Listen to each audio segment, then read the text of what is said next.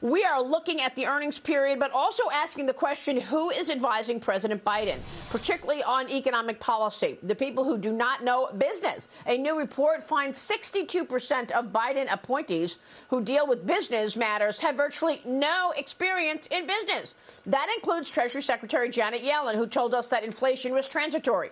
She has zero private sector experience. The White House Director of National Economic Council, Brian Deese, also spent just a couple of years at BlackRock before becoming a policymaker.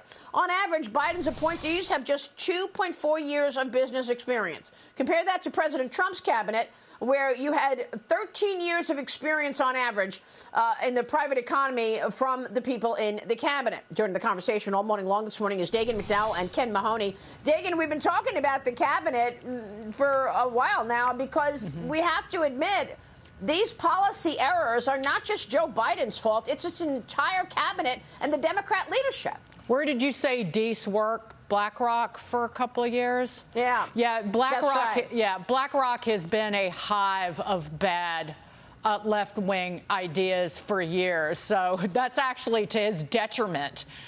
I think that this survey, it makes an important or reveals an important point about the lack of private sector experience, but do not excuse the bad policy coming out of this administration, because I don't even believe that you need to work in the private sector to understand basic economics and the basic idea of how this country functions and prospers and succeeds, because they could actually talk to people in private business rather than castigating them and alienating them. They could talk to everyday Americans and stay in touch with the outside world, outside of their bubble in the left-wing universe. So that you could work in government but still have even a soupçon of an idea about what is good for the nation.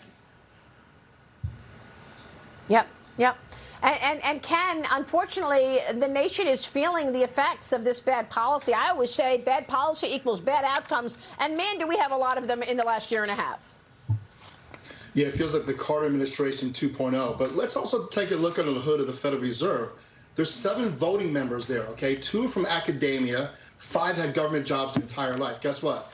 0 from private sector. 0 of them had to hire and fire and deal with all the things that business owners do.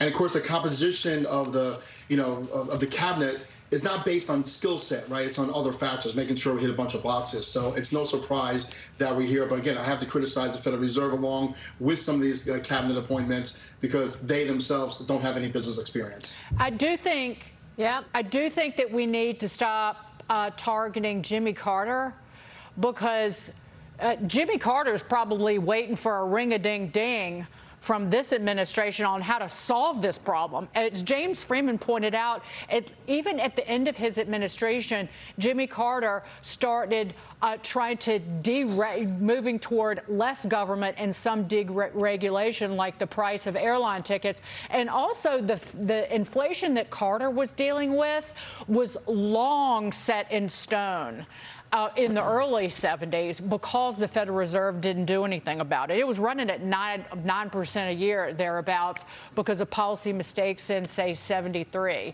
So Jimmy Carter's era was garbage, but this is a heap in landfill compared to what Carter gave the American people.